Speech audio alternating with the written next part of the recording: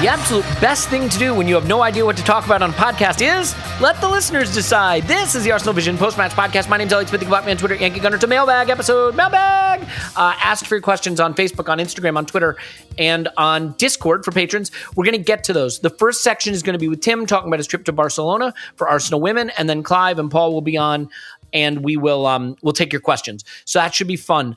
My flight to London is tomorrow, and our event is Sunday. We've got representatives from the Arsenal Foundation joining us. We have James Benj joining us. We have James McNicholas joining us. We have Tim, we have Clive, myself at the Victoria Tavern on Holloway Road, starting at 3 p.m. local time on Sunday.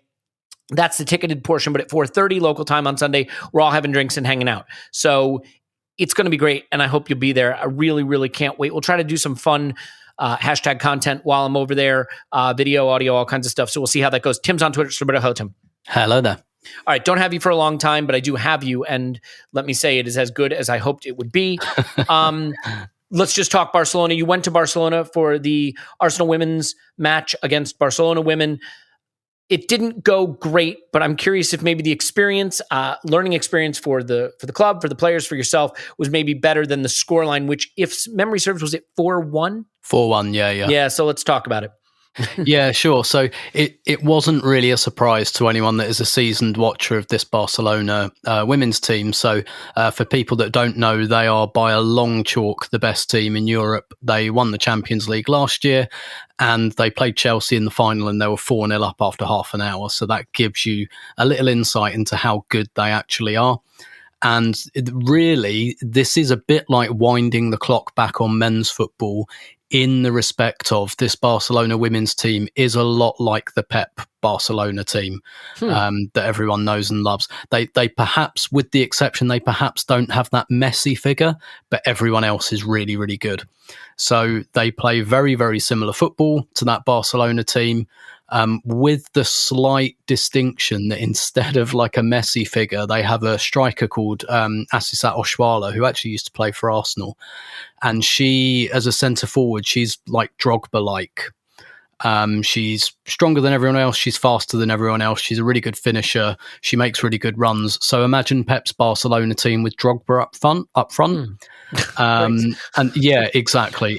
Like they've got that real exclamation point. And one of the things, spoken to Jonas about this a couple of times now, and he said immediately after the game, he said to me, the thing is with this, like this Barcelona team, is they've got three big ways they can hurt you. Their midfield three is very, very comparable in terms of the Xavi, Iniesta, Busquets kind of thing. And I think I'm right in saying they all came through La Masia as well. So this isn't actually a very expensively assembled Barcelona team. Most of them have come through the academy. So they've all grown up playing together. Again, the whole like Barcelona, almost like American dream style Barcelona thing. And then they've just added some forwards. But then he said, so their midfield can pass around you and break lines.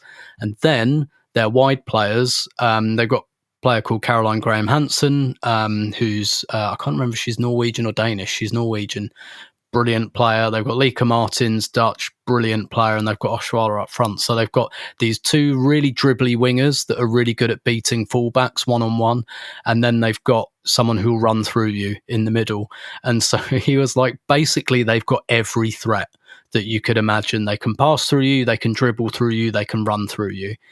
And so it wasn't a surprise, the scoreline nor the manner of it. And the fact is that Barcelona, I think they'd do that to pretty much anyone in Europe. With the form Arsenal women are showing at the moment, you could definitely say they're definitely one of the strongest teams in Europe. Kind of always have been, but now they're kind of coming into that like top 4, top 5 teams in Europe, and they got destroyed, and Chelsea got destroyed, and Barca played Man City last year and beat them 3-0, and they got destroyed. Like, they destroy everyone essentially, and everyone's playing catch up with Barcelona. So it was an education in terms of, when you measure yourself against the best team out there. But it's not even just that. Barca would beat the second best team out there by a couple of goals, I think. Wow. It's so incongruous with what their men's team is going through. But then, sorry to interrupt you. Yeah. I said that to my co-host on the Arsenal Women Askcast, Alex, who's a very seasoned Barcelona watcher. And before the game, we did a preview, and I said that to her. I was like, "How come the women's team is so good when the club's in disarray?" And she was like, "Well, if you're an Arsenal fan, you're probably quite familiar with that. To be honest with you, quite literate with the idea of a women's team that thrives in the face of overall club catastrophe." I guess when you put it that way, who am I to disagree? It's funny, right? Though we were in the Champions League. I don't know if you remember that, Tim. The men were. Oh yeah, and we were routinely tormented by Barcelona. I'm sure you remember that as well. And now we're not in the Champions League, but the women are, and they get to be tormented by Barcelona. While the men's Barcelona team sucks, but we can't get a piece of them. It's just, it seems very unfortunate.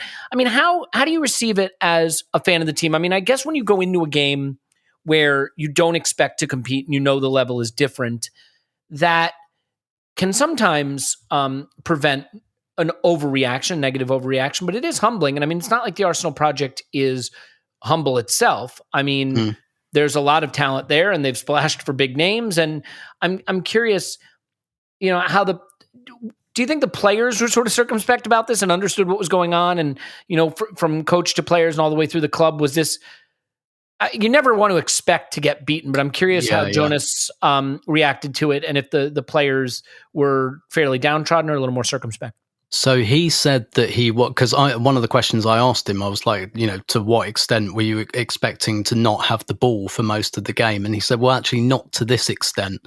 So I think even if subconsciously there's a kind of, okay, we're not the favourites here, he was quite open. I mean, I think he would have got, I don't want to say a free ride. That's not the phrase I'm after, but like, he wasn't going to be scrutinised in the media about this because everyone knows the level that Barcelona are at. But he gave a press conference on Friday and it was fascinating because he was so open about it.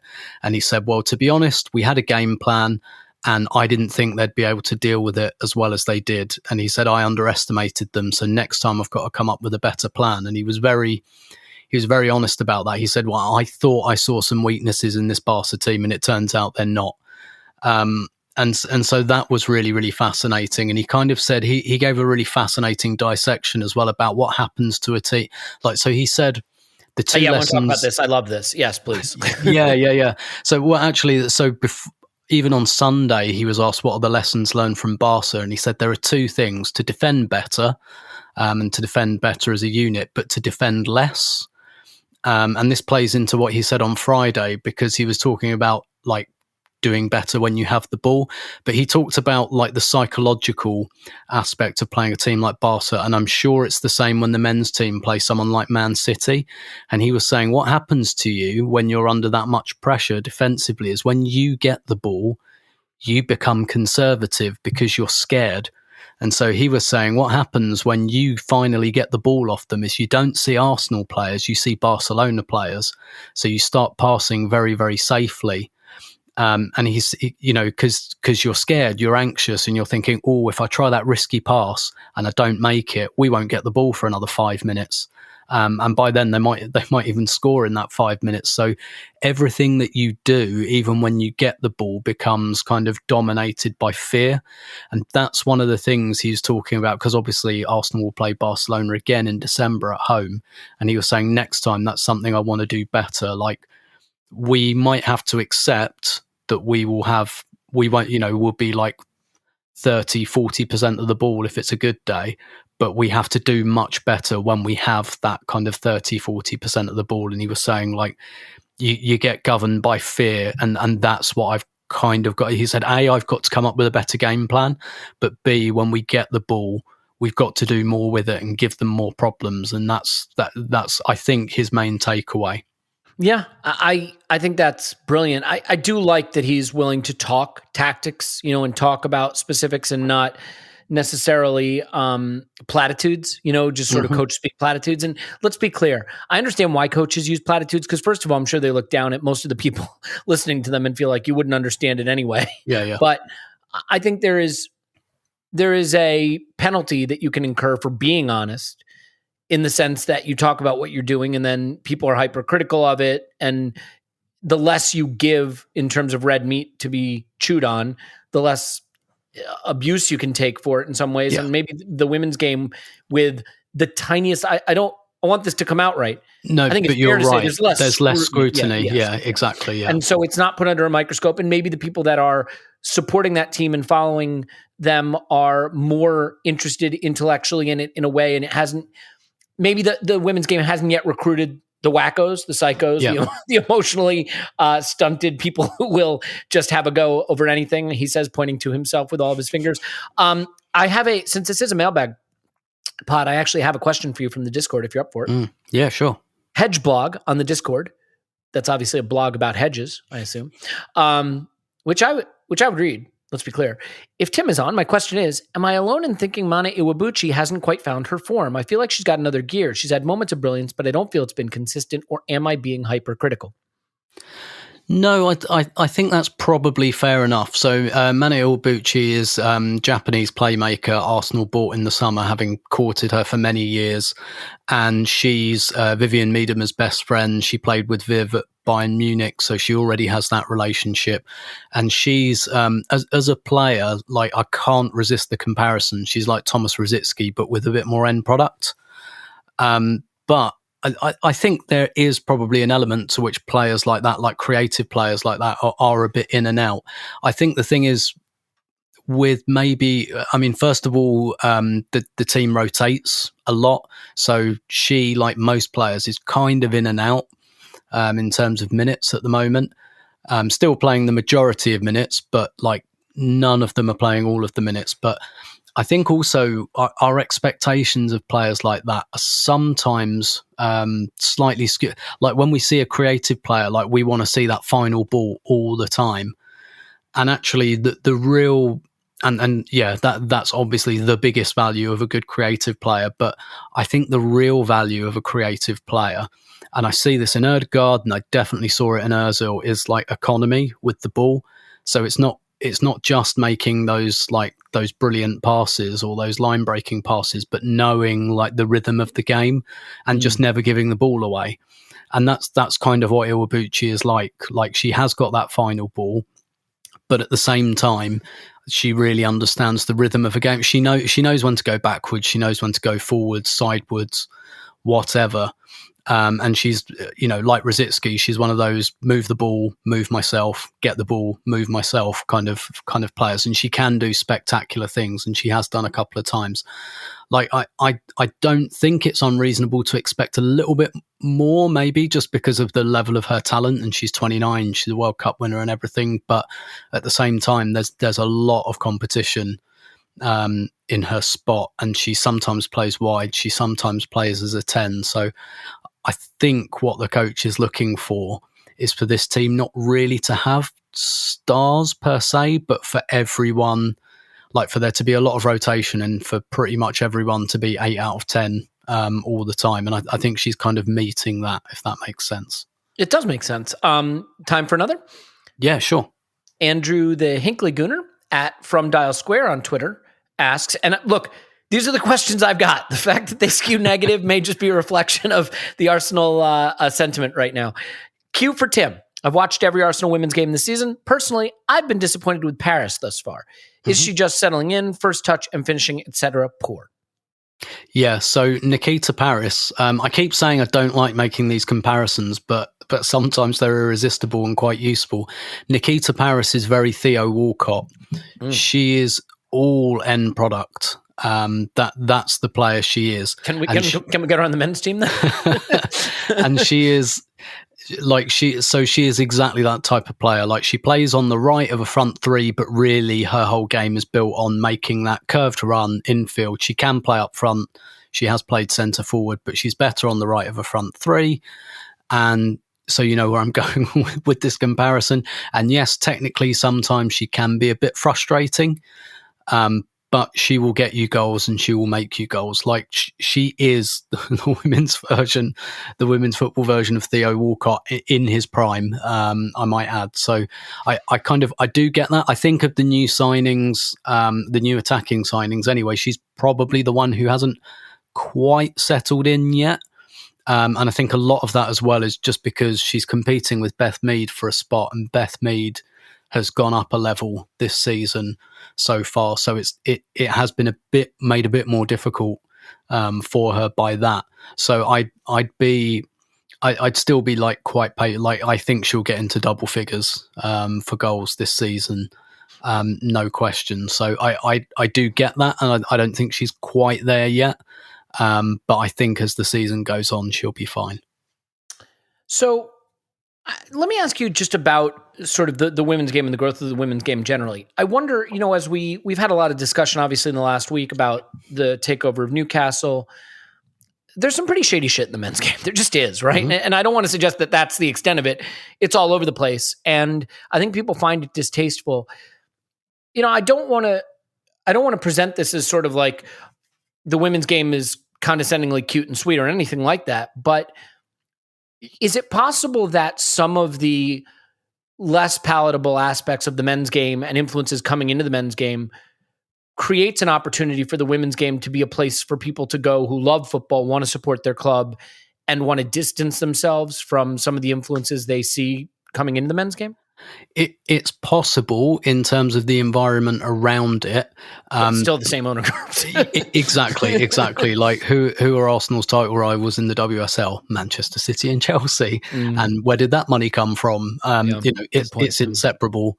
And I'm sure, like at the moment, Newcastle's women's team is in the 4th tier. I don't know how much this kind of new regime, as it were, or the new ownership at Newcastle is going to put into the women's team. I would wager they won't be in the 4th tier for very long. Because I would guess a much smaller amount of money can make a massive difference very quickly at that level. As it would in the men's game, by the way. I mean, £5 million in a 4th tier men's team, and you're going up. Yeah. I mean, look, Lyon dominated Europe for a decade on a budget of about 8 million a year. So it really is pocket change. So I'd wager they won't be in the 4th. Well, whether they'll, how much more they'll do, I don't know. But it is because, they're all run by the same people. Like the money all comes from the same place. So it's possibly hard. Like there is like a bit of cognitive dissonance required around that.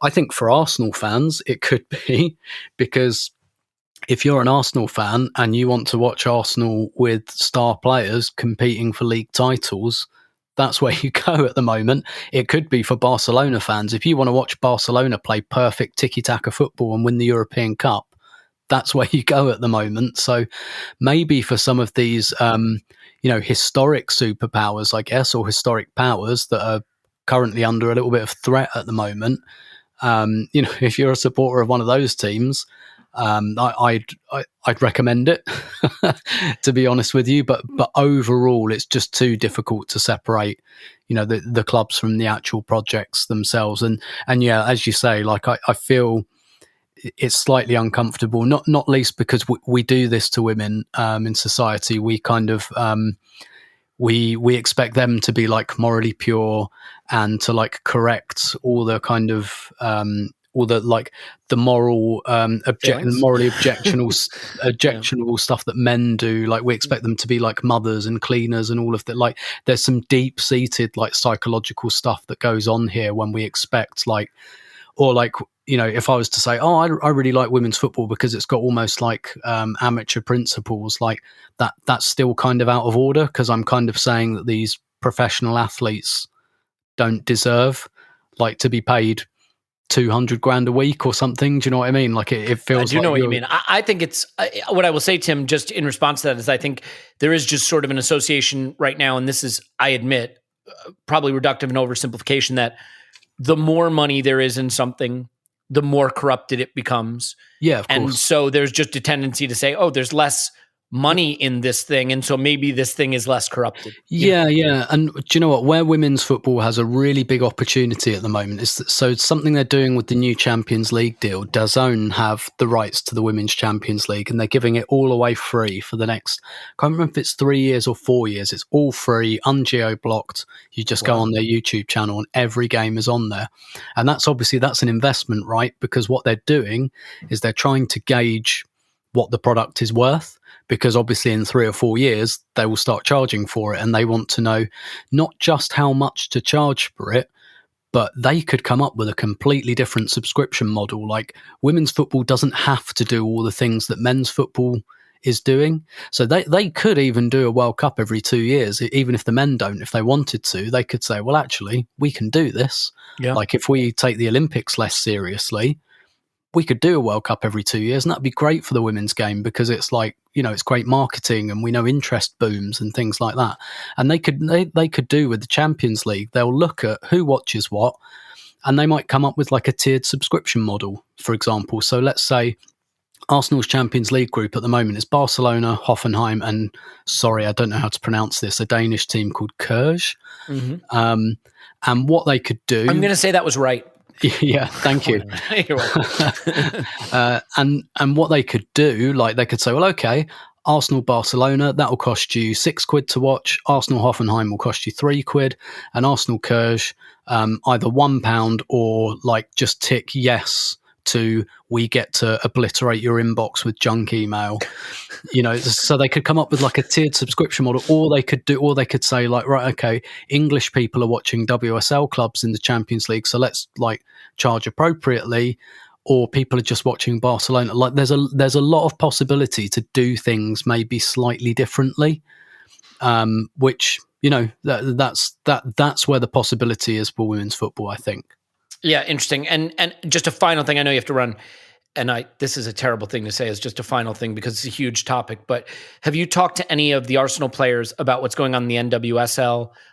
Some shocking allegations, some horrible behavior by management and coaches, and sexual assault, and I mean all kinds of really grotty and unpleasant things going on, and the people that should have been in charge and protecting the players clearly did not. All the games were canceled in response to it.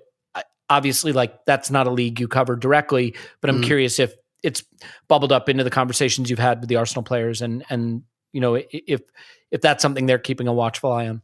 So not yet. I've not spoken to any players about it. Like, before the kickoff against Everton on Sunday, all the players linked arms as a like a gesture of solidarity. And obviously, there are plenty of players in the Arsenal team and in other teams who've played in the NWSL. So obviously, Tobin Heath is there, but Lydia Williams and Caitlin Ford have played in the NWSL. So Steph Catley. So quite a lot of them are familiar with the league and some of the figures involved, particularly. I think Jonas was asked about it in his pre-match press conference, and I think what he said, and I think others have said this, has really stuck as well, is that basically, like, I mean, this is all kind of, it is shocking, but it's kind of not surprising, if that's, you know, as terrible as that sounds. And he said, look, if we're being honest with ourselves, we can't pretend that this is probably an issue that's only happened in the NWSL, that this is something unique that's happened. And that's like, whether this is like, I don't know, like a Me Too moment for women's football or whatever, whether other stuff comes out, like, I don't really know what happens next, but I would be shocked and amazed if like this was an isolated issue. And I think it's clear that heads are going to roll at the kind of executive level in the NWSL, and rightly so. And I think it's very much a watch this space kind of thing, because this is the kind of thing that things like legislation get made about. As you would know, Elliot, in your kind of former career, these are the things that push. Triggering events, Exactly. So I think, unfortunately, as triggering and as horrible as it is, I tend to think this is probably tip of the iceberg stuff. Well, not great, but dragging this stuff into the sunlight, you know, what do they say? Sunlight is the best disinfectant, right? So you need to get this into the sunlight and get rid of it. Title on for Arsenal. We're going to be celebrating title. I think they've got a really good chance. They'll compete with Chelsea. Chelsea I don't think look the best version of themselves at the moment, but they've still got loads of talent, which makes them very dangerous. So they'll be up there, and I think it'll be a close call between Arsenal and Chelsea, yes. Well, we will watch that anxiously and talk about it more, which we need to be doing on our podcast. But you have a great podcast for that, Tim. So plenty of time to hear you discuss it. Tim's on Twitter at Roberto. Thanks, bud. My pleasure as always. Okay, we're going to take a quick break, and then we'll come back and take your questions on the men's side of things. So stay with us. More to come.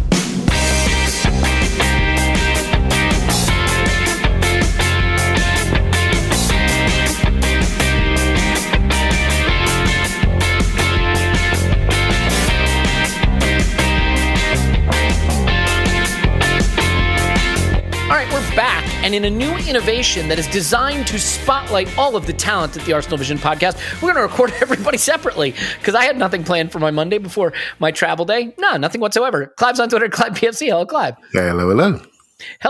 Hello. We're going to dive right into the questions, get you as many as we can. And we've got a question in Discord from a man in the Discord who...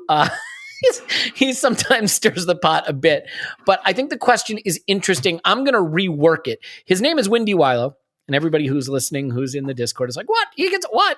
But just hear me out. I'm going to reword his question. If Arteta were to stop being Arsenal manager tomorrow, let's not use the sacked word. Let's just say he stopped. He said, you know what? Screw you guys, whatever.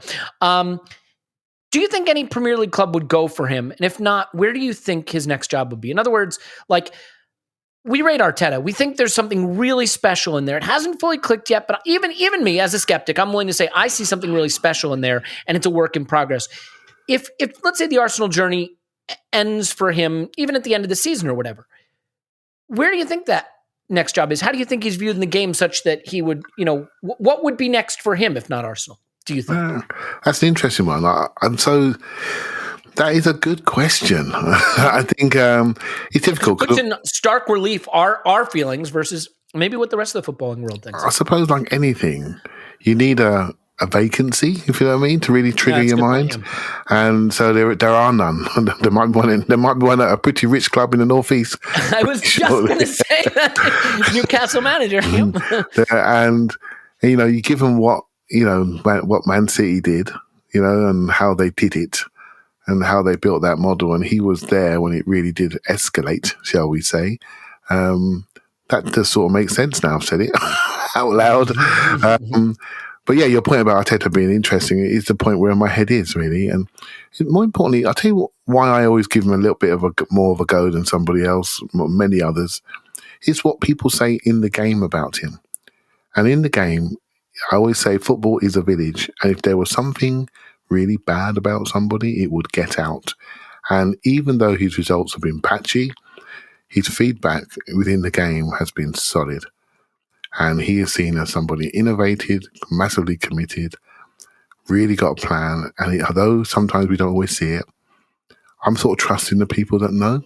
When we went lost on Emery, there were people within the game, within the club, within the media that sort of knew the fit wasn't right, and it started to creep, it started to leak. And I learned a lesson from that whole experience, that people know when it's not right, and listen to them, just read between the lines. And that's why I give Arteta a bit of a break. But hey, look, things can change in 3 games, as you know. Yeah, they can. And I mean, the only reason I think it's an interesting question is because we took a big risk on him. And in some ways, we were rewarded almost right away with an FA Cup victory, so that's great. We've seen a development in him and some concepts that I think are really interesting.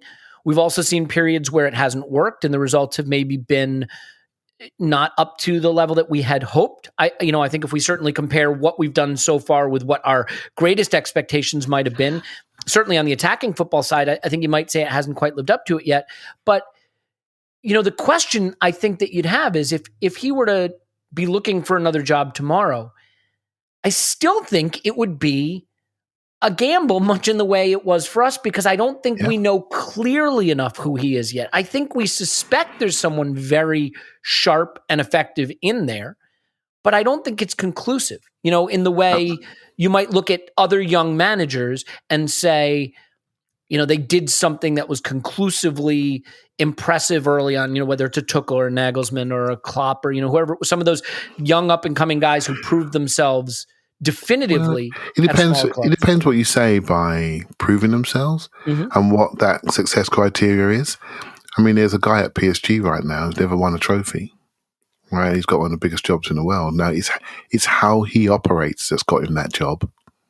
It's how Graham Potter operates that's got people looking at him. It's how Rodgers operates. Do you see what I mean? And this is why I go back to it's about ways of working and how someone operates. And I think, I've got my things I'm looking for on Arteta. And there's one thing I'm looking for in this club full stop is how we react under extreme pressure. Because when the pressure was on against Villarreal, we did not react well. We did not react well as a coaching staff, as a set of players. We just had to win a semi-final 1-0 at home and we couldn't do it. And those things are the things that I'm looking for in the next level for us, because we will have a big pressure game that we have to win at some point. It isn't here yet, but that's the things, and how he reacts when someone's injured, how he reacts, we've got to make a big selection. That stuff has improved, but the pressure's not on yet. The pressure comes on in March and April. That's when it really hits. And so that's what I'm looking for, the next phase of his development. And if he does that better, or does, with results not dependent, just making the right decisions with the right style, doing things the right way, I'll be fine. But I didn't feel that Villarreal game was well managed, and that's still in the back of my mind. Yeah. Max at Max_Rad1 says, who is best equipped to replace Xhaka whilst he's out injured? Lokonga is a tidy player, but was a total passenger against Brighton. Now, I don't know that I agree with the last part of that, and I think he had a very specific role that maybe, we discussed on the rewatch in terms of dropping into that left half space to cover the space behind Tierney. But setting aside the second sentence, I think the first one is interesting. I think it's an open question. I don't think you could say Lokonga is definitively the guy. It's going to be roughly another month of football without Xhaka, I would think. So who in your mind is the best solution for that? Depends on the day, but what I would like to see, Elliot, as I'm sure you would, is just play two in midfield. Just not mess about with this playing somebody 40 miles away from the centre midfielder. Well, I don't understand why we're doing that all of the time when we don't need to. Let the play develop. Don't start like that.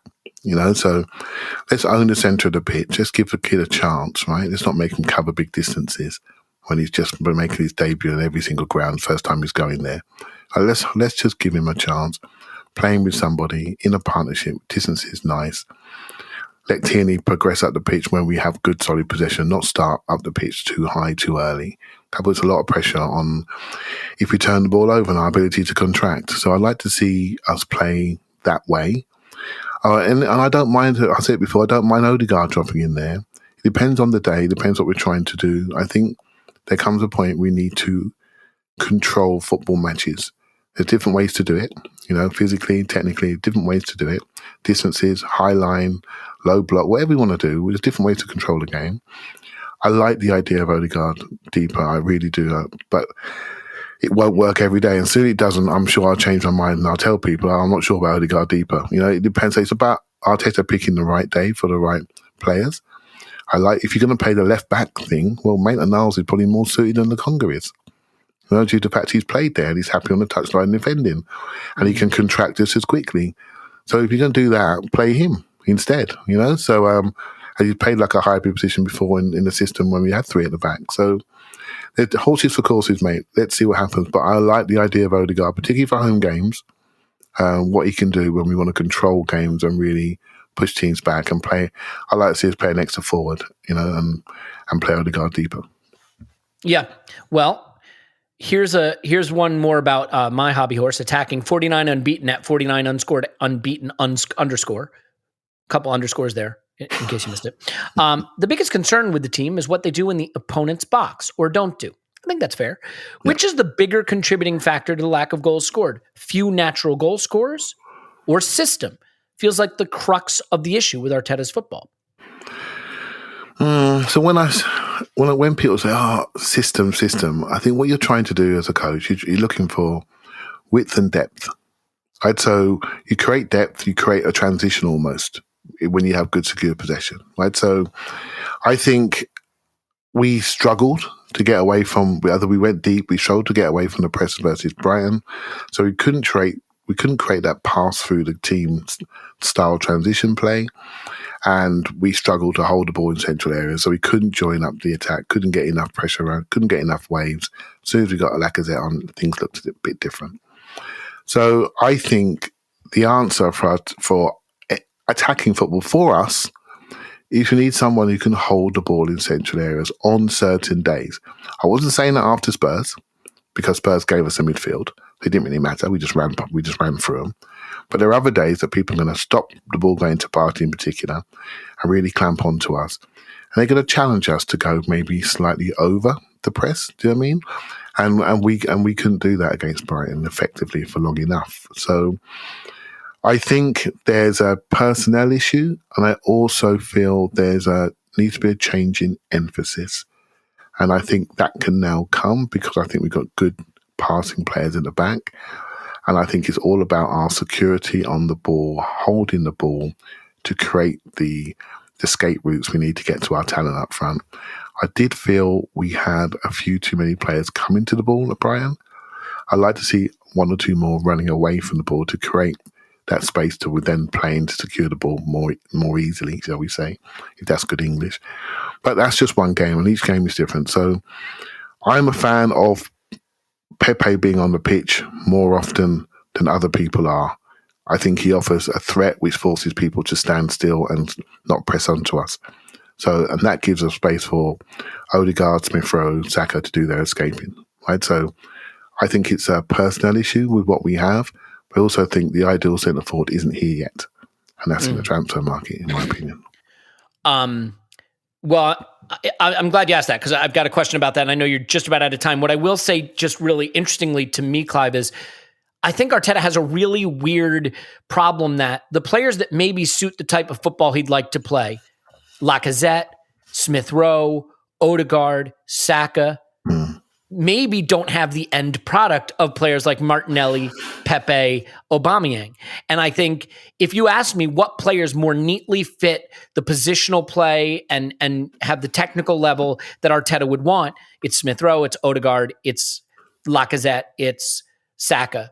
But if you said to me, which players, if you just had to rank goals in a season, do I have Martinelli capable of scoring more goals than Smith Rowe and Odegaard? Probably. Do I have Pepe capable of scoring more goals than Saka? At this point in their career, maybe Aubameyang over Lacazette. So, do you think that's fair that maybe the players who potentially do some of the footballing stuff better don't necessarily do some of the goal scoring stuff as well? Yeah, it's about psychology of a player, right? So when Smith Rowe comes on the pitch, he wants to get on it, connect, create situations that can accelerate the play. And he doesn't mind getting the odd goal, right? So fine, and he's doing very, very, very well for himself. I worry about his energy levels, shall we say, and I worry about his ability to finish games. He always looks tired to me, but there you go. When Martinelli's on the pitch, high energy levels, but everything in his DNA says, get me near that box so I can get a shot or get in behind somebody. So he's not overly thinking about combination. He's doing that to help the team, to make himself available. Then he's gone. Right, and he's gone to the back post. He's gone to an area where he can score, and he's thinking about his finish. Aubameyang, a bit of combination play, but as soon as the second phase comes, I'm gone. Where can I get to? What spot can I get to for my shot for the next pass? Saka's a midfielder for me. He's a last pass merchant with the odd goal. Lacazette's a combination player. Odegaard's a last pass merchant. So it's a profile thing really, and this is why I like Pepe, because I think he can. When he's in the box, he turns into a centre forward.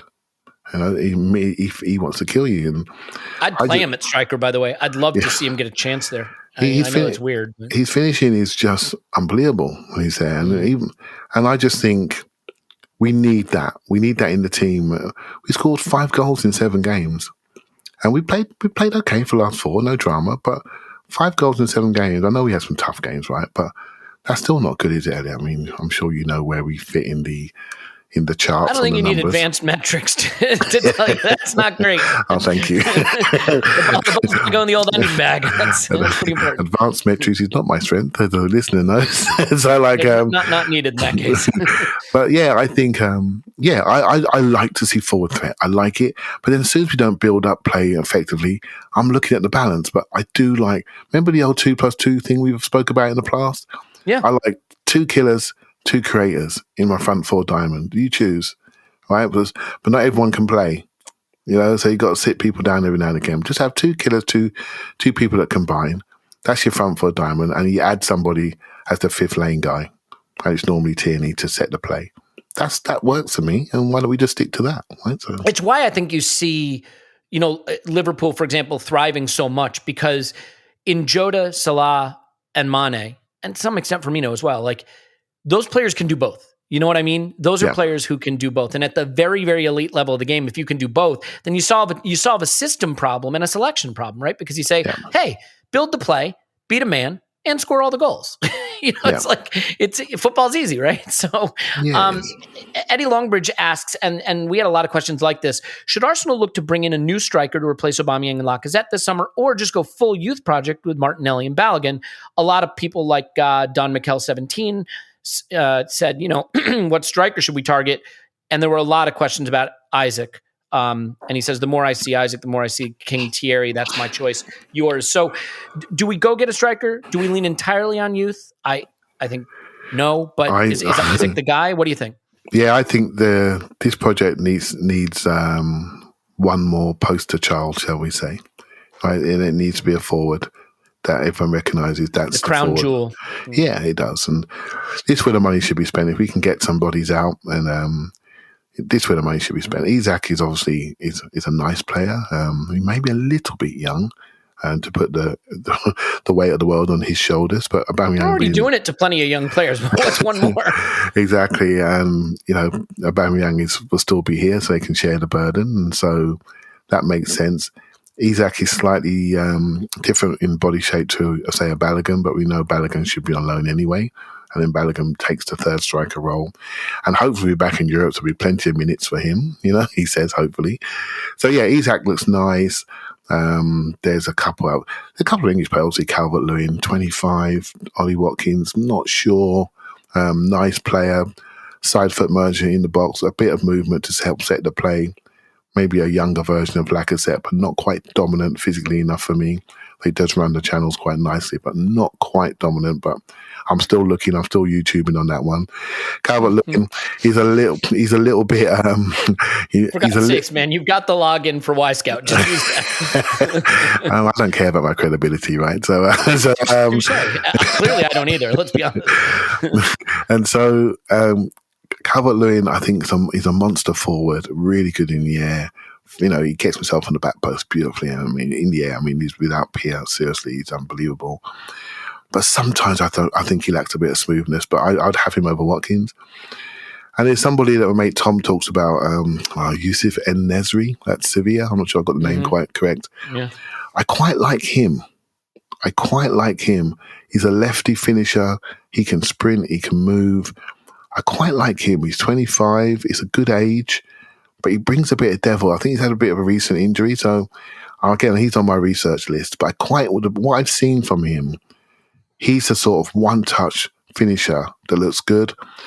And there's Vlahovic, which I like. Again, he's a player everyone's looking at. So I don't think there's a massive set of talent out there. I've got a couple other ones I like. There's a guy called Cody Gakpo. I think he plays for PSV. Again, he's a left winger stroke forward. He's 22 years of age. He's about 6'1", runs like the wind. A bit like a young Aubameyang. Do you know what I mean? Very strong, central, early shots, can carry the ball, make his own shot. I quite like him as a wild card. And I also like Ismail Sarr at Watford. I think there's a player in there that's in the wrong club. He's trapped. Again, another tall, fast player that can pin people back, run the sides, banging shots, can carry the ball. I tend to like winger forwards that can carry. You're going to make the Discord happy with the Sarr talk. You want to go in Nkunku too while we're... No, Nkunku, well, I've done Nkunku for the first time. We should have got him when Emery was here, right? So I think that ship has sailed, to be honest. We could have got him for 12 million, so... I have my eye on two players myself. They're young again, so you always have to... You're speculating. One is a young French player. The other is currently at Dortmund. I think you know the names. I don't want to mispronounce them, but they're Mbappe and Haaland. They're not bad. All right, last question, because you're leaving now. Thursday, we'll be at the FCA Awards together. Will I outdrink you? I believe I will. Yeah, I think you may do, considering, I've got to travel home. Yeah, right? and I will literally just be able to pass out in the elevator up to my room. And I'm going to be a professional and be a decent guy for the people that we're going to meet, where you don't have to be. No, I'm going to be a mess, a stone cold mess. It's going to be streamed live to everyone, and I am proud to say that you will most likely not see me in polite society after it. Yeah, it'd be good. I'm looking forward to meeting you face to face. It'll be nice. And we won't be face to face. At my height, you'll be meeting me like face to top of my head. But yeah, so we meet you face to face, and there's a lot of people there that we'll know. I think more than we realize. So I'm looking forward to that. So it should be good fun. As am I. Clive's on Twitter at ClivePFC. Thanks, bud. Thank you very much. Don't you go anywhere, people. Paul's up next. We'll talk to you after this little musical interlude.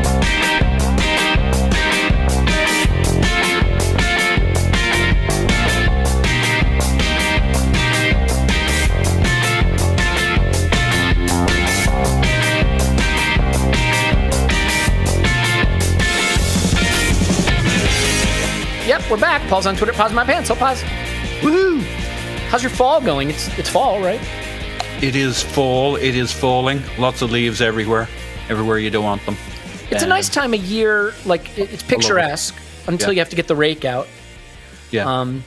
And then you gotta, you gotta get that one last mowing of the lawn to make sure it's tidied up, and get the rake and the leaves and all that. So it's like it's amazing how many tools are needed and how much work is needed to manicure a lawn when only one tool is needed. Sure. To manicure and groom your body hair.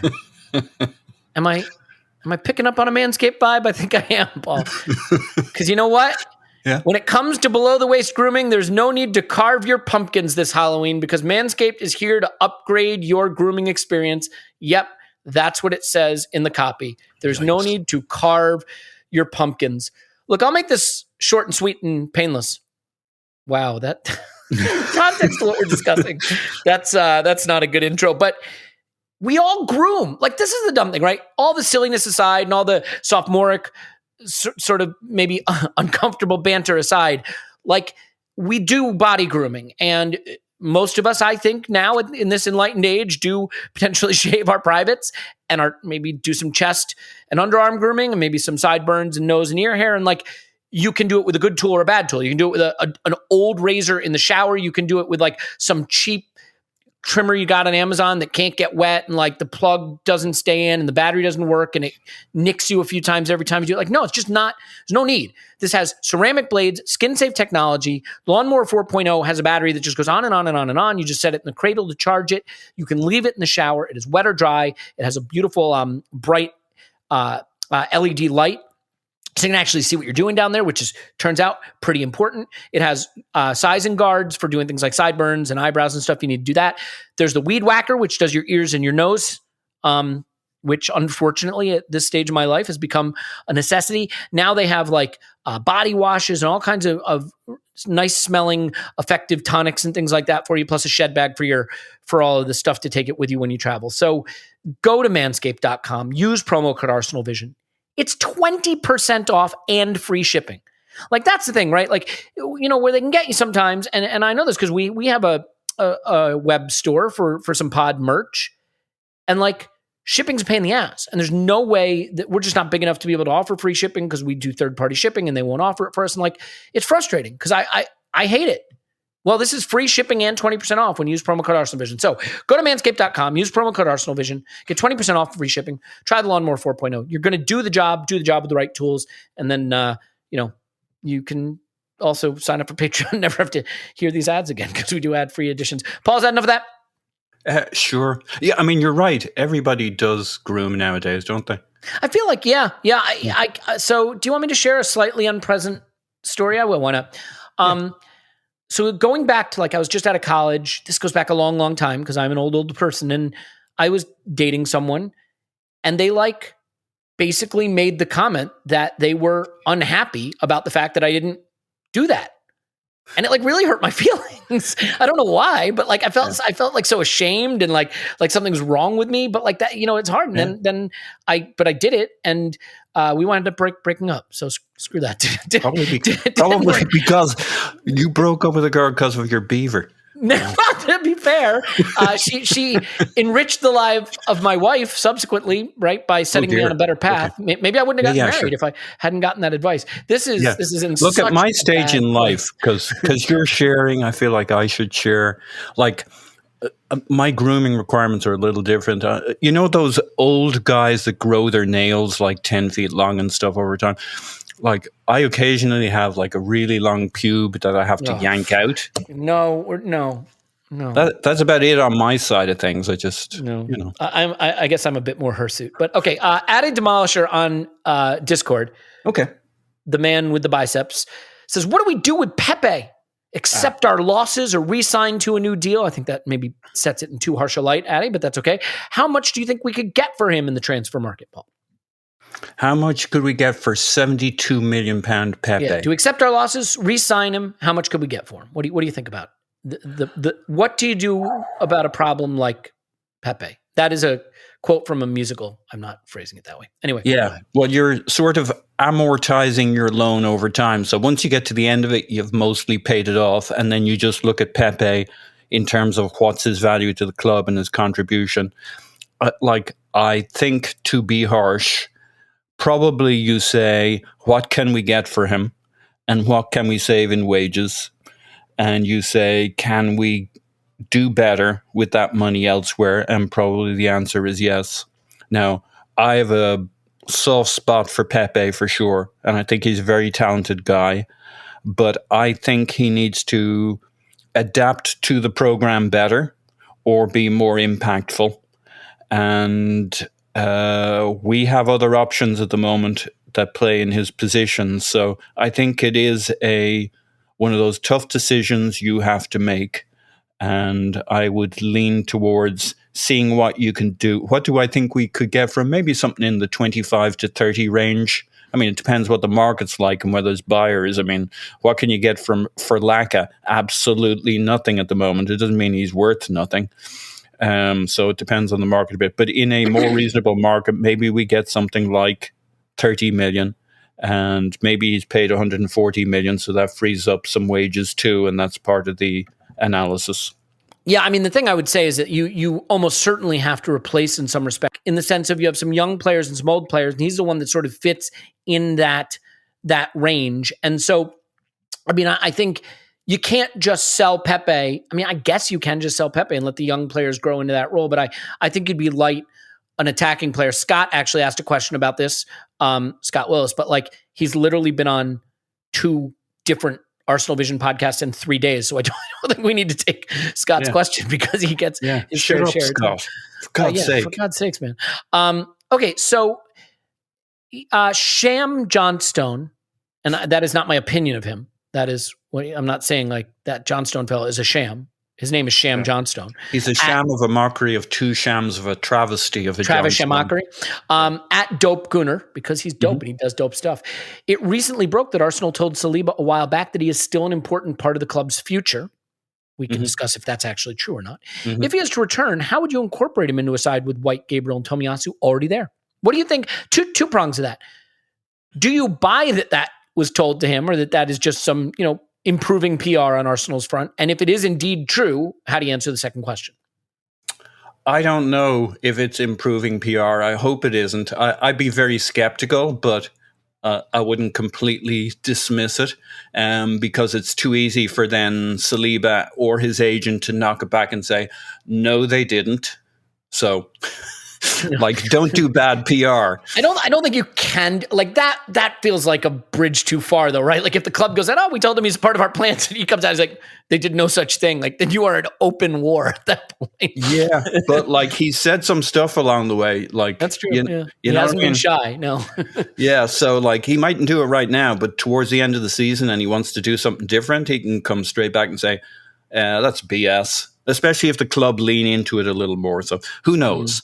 I like the sound of it. I think that would be, I do think there's a massive rift there that is not easily bridged apart from circumstances like they say, please come back, and they play him continually. But to bring him in as a backup could be challenging.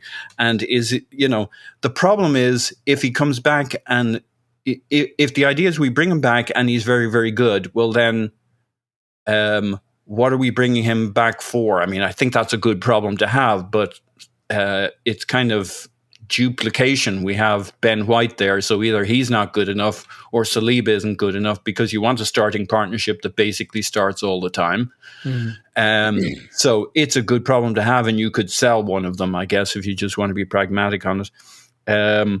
but we should definitely want him back, and he should definitely be good, and I'm all for that. And then maybe for a season we have two guys who are really talented, and one guy doesn't play enough, and we sell one of them for a shitload of money. I don't know. We don't need three centre backs. We don't need two top level right centre backs. It would be a great problem to have. It'd be great if he was worth 30 million to us or somebody else and above. I hope he does great in Marseille. I don't really understand what we're doing at right centre back. I could have seen us. What would have made sense to me was us having him this season as a backup right centre back. That would have made sense to me. If he does what he's on a trajectory to do at Marseille and become a proven right centre, he should have gone on loan in the Premier League this year. We tried to get him to, and he didn't want to. But that's really would have been the great answer for everybody, because it would have been him showing himself in our league, proving himself, and increasing his value for us, for him, for everybody. But he wanted to go to Marseille, so be it. Does that answer the question? Yeah, it's the complexity is there, because let's face it, there aren't a lot of clubs that have elite center backs backing up starting center backs. You know what I mean? Now, I'm not saying Saliba's elite. But what I'm saying is, if this is a player that's on trajectory to be excellent, he is not going to accept being the third choice center back in a back four. I think it's further complicated in the sense that a lot of this is down to Arteta too, because if Arteta were to go, I think there's a chance that the next manager might say, I don't know if I want Tomiyasu. Well, what I was going to say is, I don't know that the next manager would want Tomiyasu as a fullback. That's a very specific role he's being given. I think the next manager might come in and say, I love Tomiyasu as a center back. And so now Ben White, Gabriel, and Tomiyasu are in the center back group. And maybe there's another right back that manager wants. And now Saliba's in a group that includes Tomiyasu, White, and Gabriel instead of just Gabriel and White. It all gets very murky in that respect, because I think Tomiyasu has the potential to be a very, very good center back and a good fullback in this system, but a very, very good center back if we change system. And so is someone I think of the great caliber, point.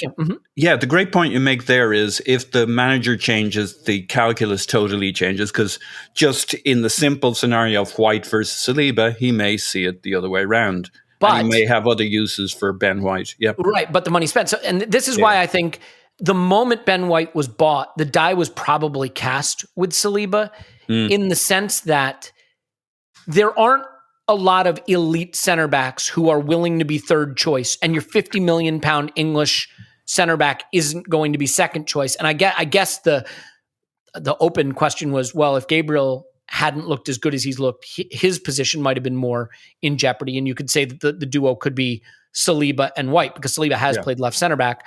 Anyway, manager could change the calculus for everybody. That's just the way it is.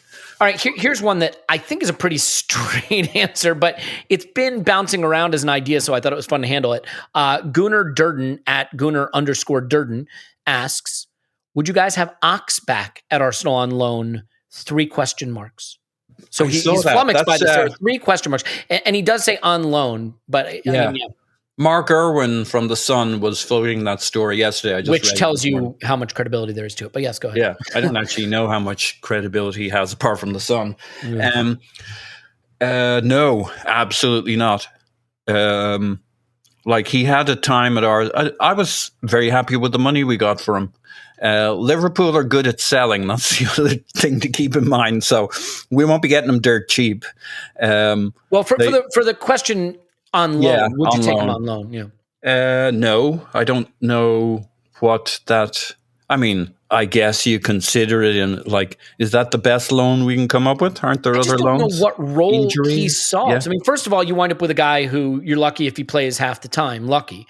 And then you've got a guy who's either standing in the way of players you bought, like Sambi Lakanga, or he's standing in the way of young players you have more investment in developing up front, like Saka, Pepe, Martinelli, Smith Rowe. Like, I don't see the role where he's reliable enough or good enough to improve us in a place where it wouldn't come at the expense of someone we have more of an investment in. Sure. And he's never really proven anything anywhere. He's had games. He's had halves.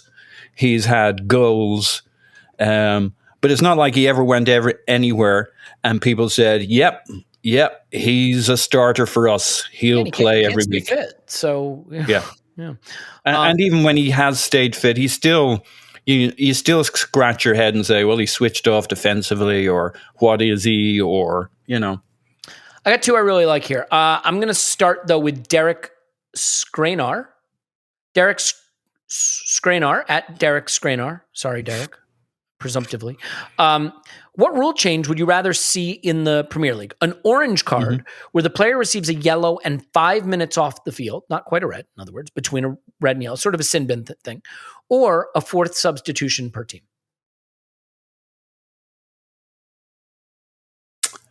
I think there's mileage in some kind of sin bin rule, whether it's that one exactly. Because the massively blunt tool that the referee has between, I can give him a first yellow, but if I give him a first yellow, then he's on the bubble. And, a second yellow, I won't send him off, which we just suffered from. And Manchester City suffered from against, who was it? Liverpool. Yeah. James Milner should have been off for that second yellow. But the referee looks at it and says, do I want to totally screw up the game? No. But if he could have sin-binned him for 10 minutes, he would have. Or 15 or 5 or whatever it is. I don't like changing the nature of football. It's never been like that. And maybe it gets a bit bitty. So you don't want it. You don't want the refs trigger happy.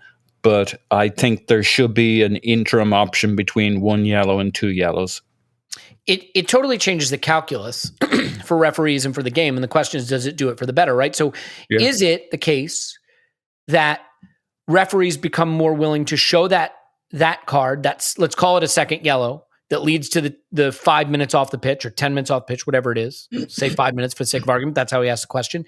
And therefore, you get less tactical fouling, you get more player protection, or is it the case that players conclude that referees are going to be more inclined to give that orange card than the red?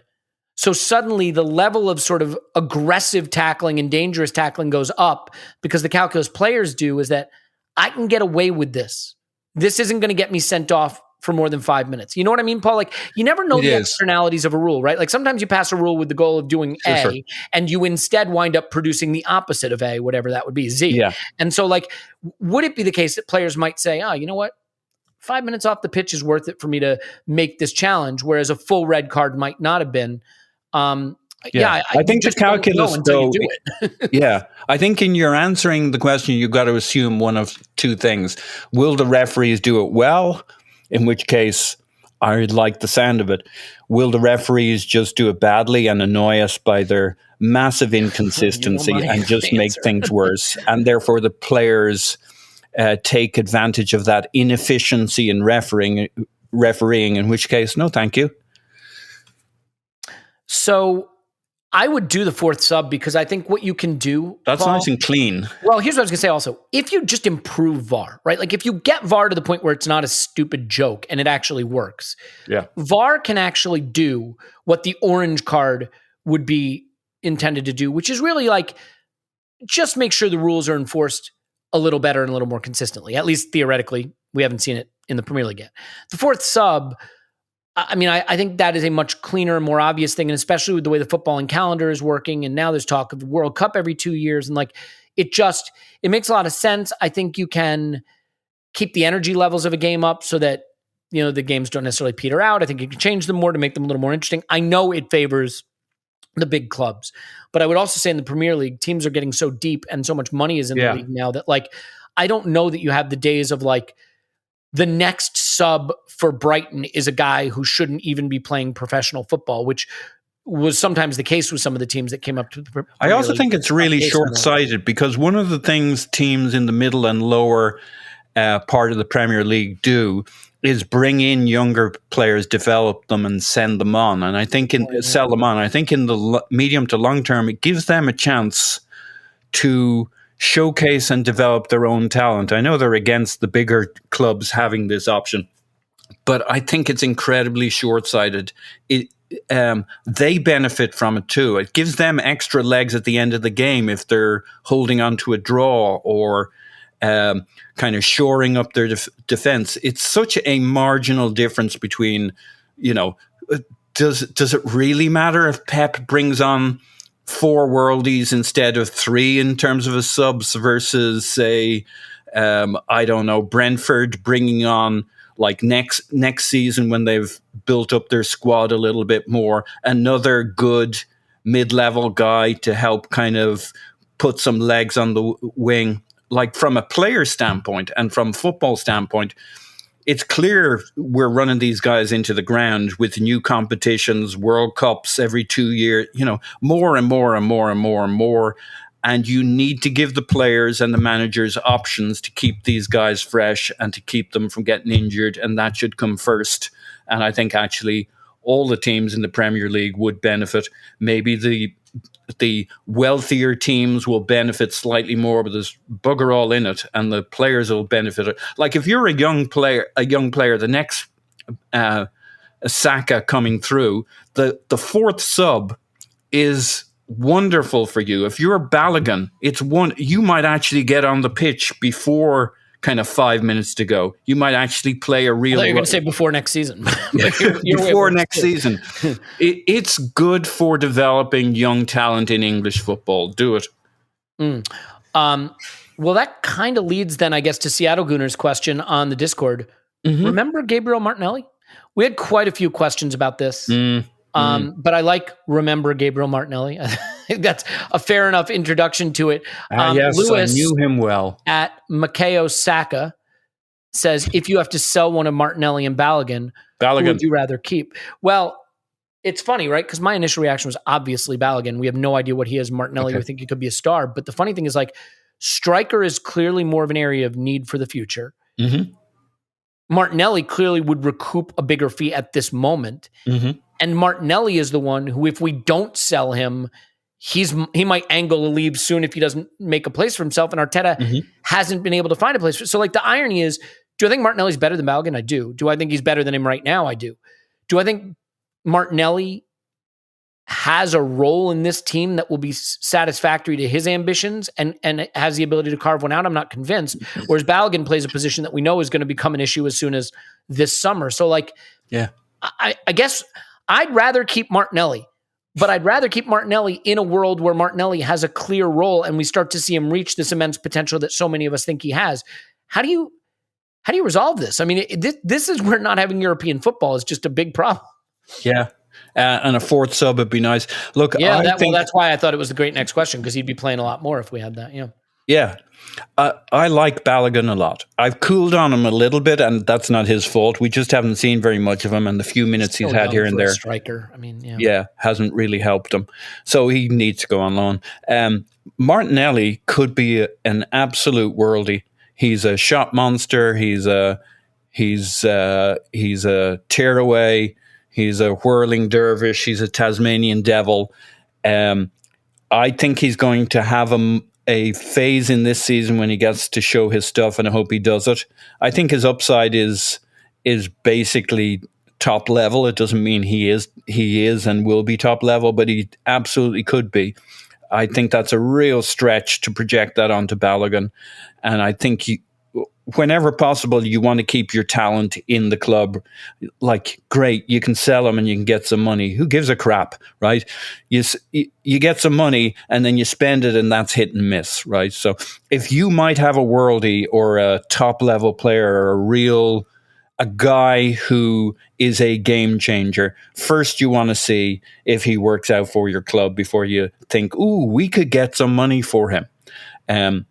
You can do both. He can be a worldie for your club, and then you can get some money for him. So it's not even close for me. I still have high hopes for Martinelli. I'm concerned because we haven't seen him, but then we are concerned about everything before it happens. So I think he will have his time this season. I hope he's ready. I hope he's good. I hope he's tidy on the ball. I hope he follows the game plan and doesn't just run around like crazy pressing, which we also like.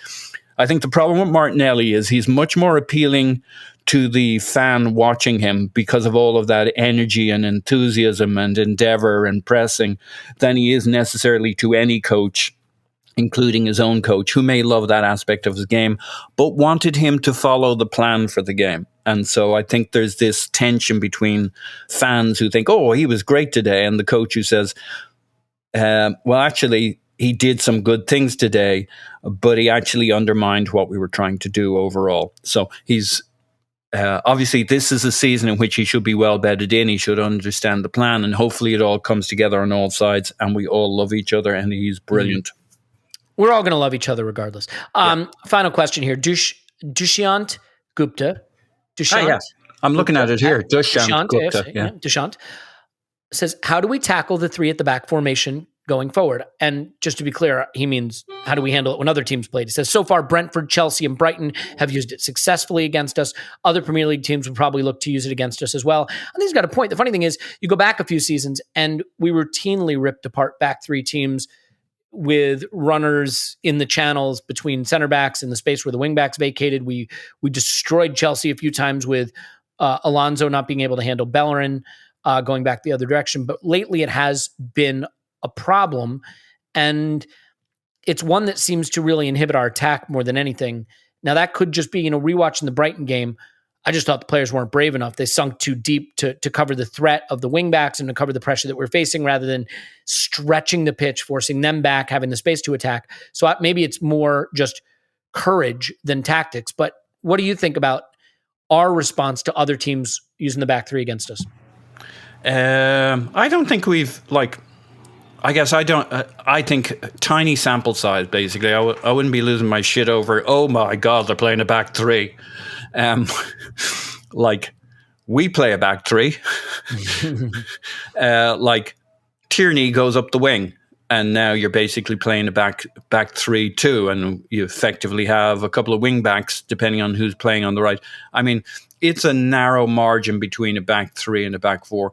And Chelsea, okay, well, Chelsea's Chelsea. They could play a back 2, and we're probably still in trouble against them.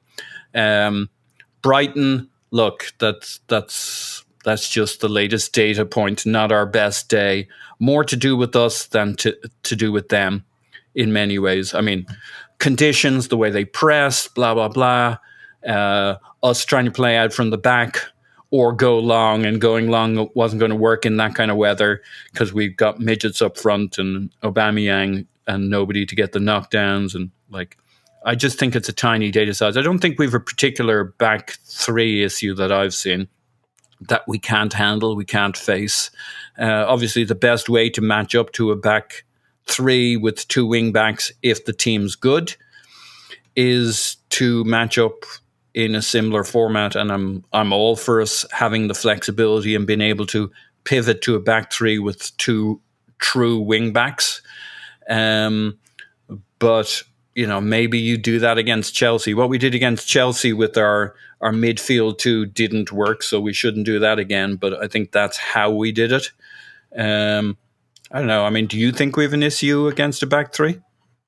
The problem with football, problem with any sport, but especially football, is that it is beset on all sides by small sample size challenges, right? Something works against you in 2 or 3 games and suddenly you have a problem with it, right? When it could be the fact that we faced Chelsea without the players we wanted to have, and we faced Brentford without the players we wanted to have, and we faced a Brighton team that pressed us really high in really bad weather and we were sloppy and didn't get out, and suddenly you say, we can't play a back 3 team when we beat Chelsea, I believe, in a back 3 last season. I don't necessarily think we have a back 3 problem. I think we have a courage problem.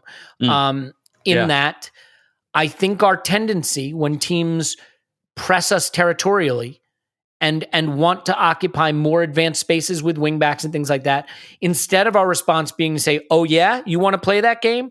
Well, we're going to position. Bring it. Yeah, we're going to play Martinelli and position him on the halfway line with Aubameyang, and we're going to sit Saka just in behind on the right a little bit, and we're going to let Tierney and Tomiyasu try to cover the extra men. And yeah, maybe Partey will drop in a bit, but we're going to stay stretched. And if you try to do that, we've got the technical ability to pass our way out, one-touch passing, and absolutely destroy you on the counter. And so we'll see how you like it. And I honestly think that 4-3-3 can kill a back 3. I really think the way it stretches the pitch can kill a back 3 if you just don't let them dictate the territory. So when I say a courage problem, by the way, right? Like I don't mean that towards Arteta or the players to say they're cowards. It's just that, like, in a game, when a team wants to occupy those spaces and you don't give them the fear of the repercussions of losing the ball, then there's nothing to stop them from dominating you. And like, if you look at Brighton, we did that first half rewatch. Paul, there's literally a moment, Clive and I paused the video and laughed because every single Arsenal player, 1 through 11, was in our box. In our box. And like, the funny thing is the last 5 minutes of the first half against Brighton, go watch it. It flips. Suddenly, we do push up. We do get out. And once we do that, Brighton has to sink. And when Brighton sinks, you know what happens? They have no exit. It was Jean-Paul Sartre time for them, right? Like they'd get the ball back because we were sloppy, but they couldn't go anywhere with it because they didn't have an exit because they had sunk too deep. And the number one way to get killed by press and get killed by a back three is to not give them the challenge of reacting to the space behind their wingbacks in particular. And I don't think we did that well. So like, you know what I mean? I don't think it's that we can't handle a back three. No, I think the players have to be brave. The coach has to be brave. And you just have to say, we're making a commitment to keep that accordion expanded. And if you come try to do this with your wingbacks, you're going to get killed. You know? Yeah, I think that's exactly like my two areas of disappointment with Brighton were how poorly and how uncommitted to playing out from the back we were. And generally we don't from a kick out. If we play out from the back, it's in open play. And I just thought we were given how badly going along was working for us, I thought that was really disappointing. And what we did, like we had plenty of opportunities still, even if they had higher XG and overall deserved more than we deserved. We had plenty of opportunities getting into our box and we executed poorly. And I guess my third area of disappointment was we didn't get players into the right area of the pitch when the ball was knocking around and they were getting all the second balls knocked down from Dan Burns. Though, like, we just didn't get our resources. You refused to call him by his actual name. Dan Burns. Yeah. Fuck him. And so, like, my issues weren't the back three. It was all about us and where we deployed our resources and how, if you want, I like the term brave as long as people don't get carried away. It's not that the guys are cowardly. It's the Klopp thing. He said it about Liverpool, who are a brave team. He basically said about them sitting too deep and not playing football and et cetera, et cetera. And he didn't say in that to be, I don't know that he said to be brave, but on the sideline, he was literally shouting at them, be brave, right? So this is something players respond to. He's emotionally very intelligent. That's the word. We need to be braver. Yeah, and I think we can. And look, some of that, maybe you're playing some young players who you don't really have the discipline about how you have to react to these situations. I don't know. I think with Brighton, we just didn't expect it to go like that. We didn't expect the shitty weather to feel that shitty. We knew they'd press, but we didn't expect it. Like, there's kind of a shock element. It's like, have you ever fallen into freezing cold water? Like sea or something like that, dived in. I've fallen in, but I've opted to go in. Yeah. And you're like, I know it's going to be really cold. I'm going to brace myself. And then you're going, holy fuck. Like you lose your body for like 10, 15, 20 seconds. And you're like, and I think the first half was a lot like that. We came back at the end of the first half, and in the second half, we were better. Maybe they were a little more tired. Yeah. But and the funny thing is, if the first half goes on another 5 minutes, I think that would have been very good for us. It turns out that's not how football works. So I think we can leave it there. I did want to ask you one final question. Mm-hmm. So just epistemologically speaking, when we consider the ethical implications of cultural no, I'm kidding. If you missed this, Paul and I had, I don't know, what would you call it? A 24-hour ding-dong. Because we do what we do, baby. We make it do what it do. Okay, I think it's enough. We can leave it there. We don't need to revisit that. And if you want on Twitter, I do think it was... Like, I thought about it a lot. I'm not going to talk about what we talked about because then we kick it off. Yeah. But it's really interesting to go, like, the thing about morals and ethics is they don't do teach morals and ethics because once you've done morals and ethics, it's easy. It's because it's hard, even when you get that's why there's 4 or 5 different ways of approaching morals and ethics. Yep. It's because in life, it's gray, it's messy, it's hard, and morals and ethics continue to be hard, even when you're all trained up and you think you know what's right and wrong. It's multivariate and it's hard, but MBS is a bad MF. Yeah, no disagreement there. And I will say the only reason I even got roped into the first place is because you called me Ron Burgundy. And after that, I was just like, well, screw this guy. Now we're getting You will read anything that's on a prompter. I will read anything that is on the prompter. Okay, so Paul's on Twitter. Pause my pants. Thanks, Pause. Woohoo! I know you won't be with us, bud. We will miss you, but I certainly hope a lot of you listening will be with us at the Victoria Tavern on Sunday, Holloway Road. If you're ticketed, come at 3. If not, come at 4:30, and you'll be able to meet representatives of the club, James McNicholas, James Benge, Tim, Clive, and myself. And we just you know what's really interesting for me? We had that chat with Clive, and he said I could tell you some stories and stuff. This was off mic, and what I heard was he's basically taking you to join the Arsenal Ultras. And you're going deep undercover, and in about 2 weeks' time, you won't come back. In about 2 weeks' time, we'll see you on screen. I would be shirtless, flares going off as police send in the riot squad down to the section that you're leading the charge on. This is how I picture I would be the Willian signing for the Arsenal Ultras. Let me tell you that. It would be old, ill-prepared to contribute. It's just not you and good. Clive. I think you can bare-chested. Yeah. You've got me going now. All right. Paul's on Twitter. Pause my pants. Woohoo! My name is Elliot Pepe. Block me on Twitter, Yankee Gunner. Thank you so much for your questions. Thank you so much for everything. Really, gosh, it just is exciting. On the plane tomorrow, so the content schedule might get a little wonky this week. The main pod this week will come out on Friday, is what I'm expecting, and we've got some embargoed material from Tim that we'll have on that one, so you don't want to miss it. And all that and much, much more. We love you. We'll talk to you after Arsenal 10, pals. No.